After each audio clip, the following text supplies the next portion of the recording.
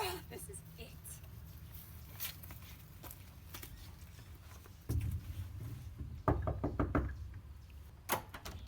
Hi, Catherine. So excited to do this job shadow today. Hi, Leah. Nice to meet you. Hi, Catherine. Nice to meet you too. Why don't I show you this project I've been working on? That sounds wonderful. Here we go.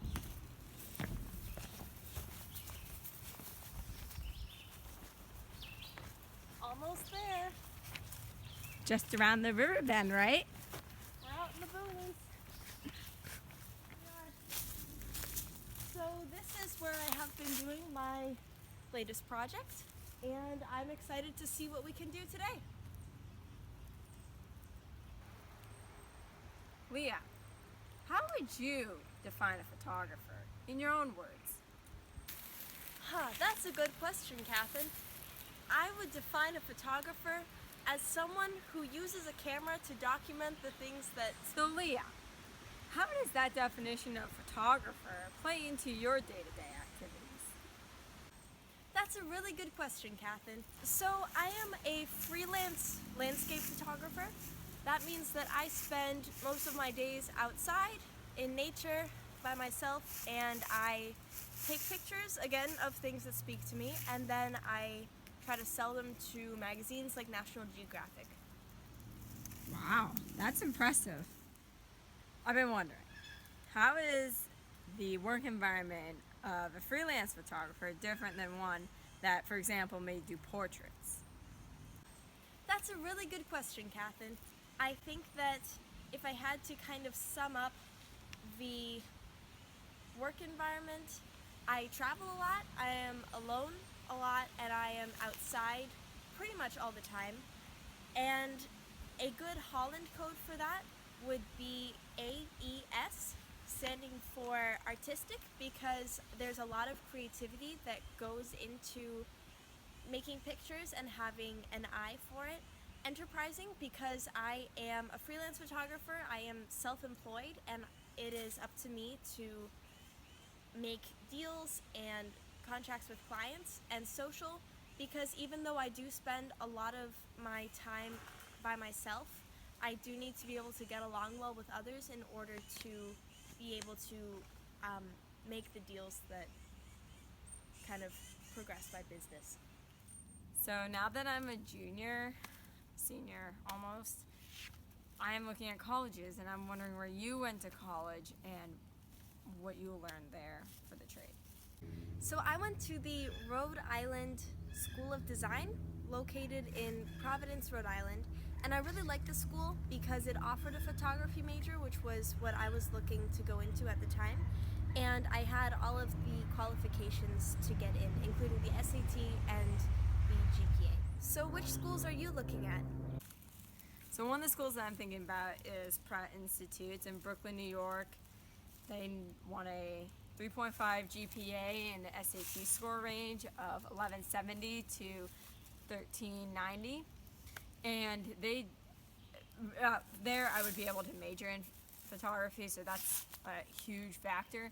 And I would be able to do black and white, digital, and landscape photography there.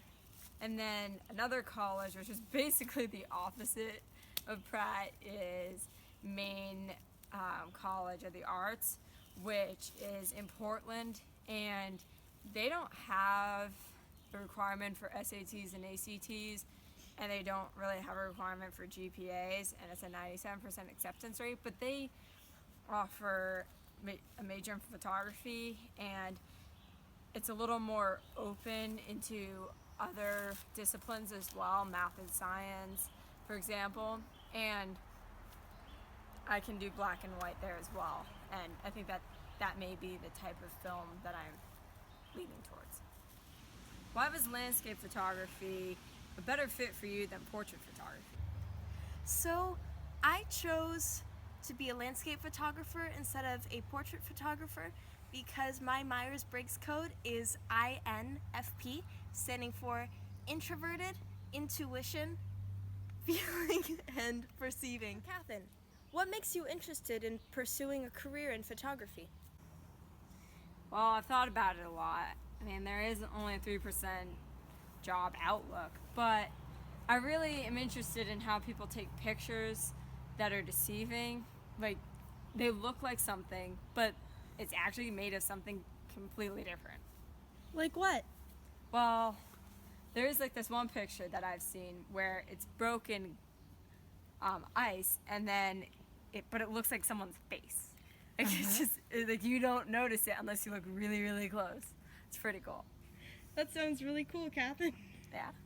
So what have you been doing to prepare you for your future as a photographer? Well, my future as a photographer has been nourished by the internships that I've been able to take part in, both for landscaping, portraits. I've also done some like pictures of other art, so just sort of documenting it. And then also my job shadows, like this one, and also contests that I've entered that are local, like at the fair and other places around town. So.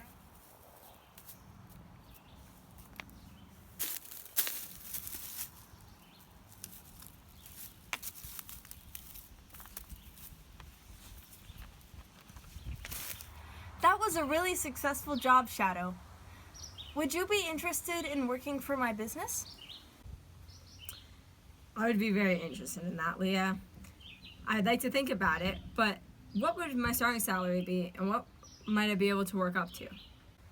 So the starting pay is $9.19 per hour, and that ranges up to about $36.65 per hour. The median wage in 2014 was $16.38 per hour. So I've been wondering, what do you think are the hard skills required to be a photographer? So part of being a photographer means that there are a lot of technical skills that are involved. I would say the three most important hard skills of being a photographer are knowledge of how to operate a camera, knowledge of using different lighting techniques for photos, and then also knowledge of certain photo enhancing softwares. Now that you explained to me some of the hard skills, what about soft skills? Excellent question, Catherine. Some of the soft skills required for being a successful photographer are certainly self-motivation. Being self-employed, I spend a lot of my time being by myself, and if I wasn't self-motivated because I don't have anybody else to motivate me, I wouldn't be successful. Another important soft skill is organization, because again, it is my responsibility to run my entire business. And the last one I would say is time management, which means being able to make certain deadlines and always staying on top of everything that I need to do. So the job outlook between 2014 and 2024 is only 3%, which is slower than average because the prices of digital cameras is declining and the number of amateur photographers, so not professionals, is increasing rapidly. Well, Leah, I've got to scoot, but thanks for showing me around today. I had a lot of fun. I'm really glad that you had a good time today, Catherine. Thank you so much for coming, and I look forward to hearing all about your career as a photographer.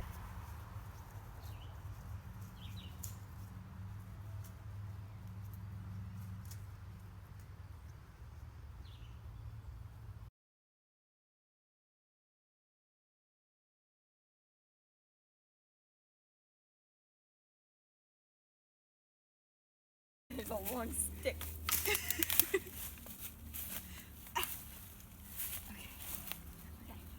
Ready? Yeah. Oh, there's a tick on me too. It's probably because I was in that cave. It was worth it though. Oh, brat. Oh my god. Okay.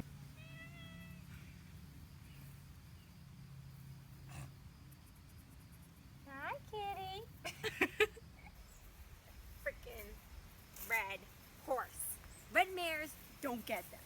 They're little brats. They step on you and they bite you off. Oh my god. Meow. Okay, that's okay. And she's out. Don't get stepped on by a horse. Why not? Because that freaking hurts. Hey. Hey, Dad. Dad, say hi. Hi, Leah.